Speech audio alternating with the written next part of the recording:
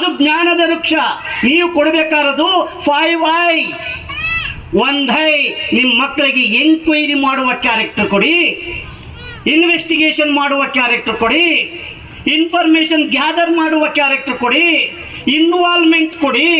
ನಿಮ್ಮ ಮಕ್ಕಳು ಇನೋವೇಟಿವ್ ಆಗ್ತವೆ.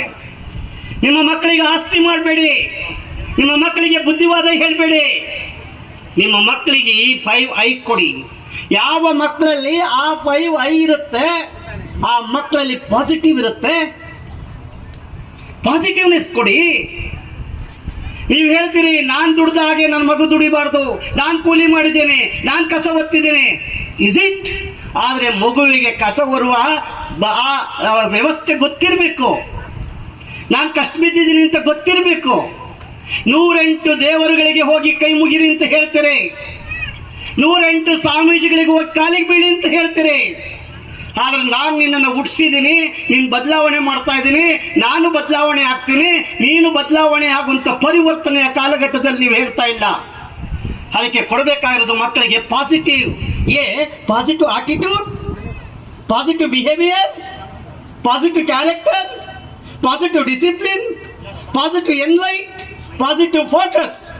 ಶಿಕ್ಷಕರೇ ನೀವು ಕೊಡಬೇಕಾರದು ಈ ಮಕ್ಕಳಿಗೆ ಕೇವಲ ಪಠ್ಯ ಪುಸ್ತಕವನ್ನಲ್ಲ.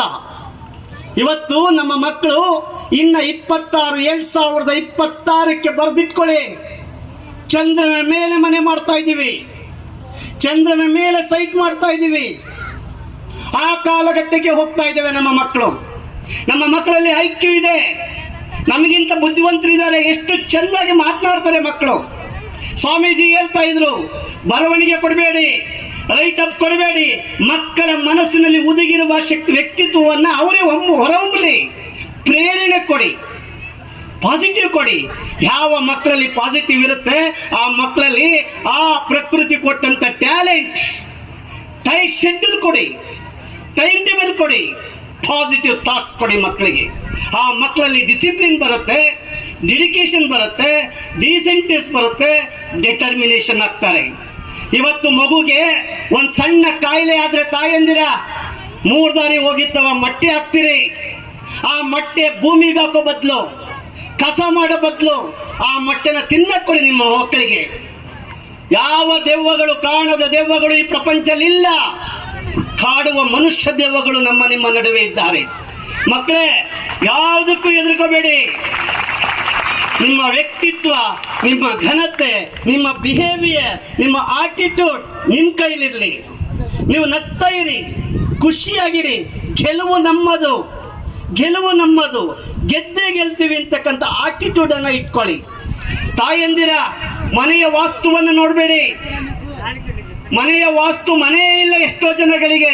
ಮನೆ ವಾಸ್ತು ಎಲ್ಲಿ ನೋಡಕ್ ಹೋಗ್ತೀರಿ? ಮನಸ್ಸಿನ ವಾಸ್ತುವನ್ನು ನೋಡಿ.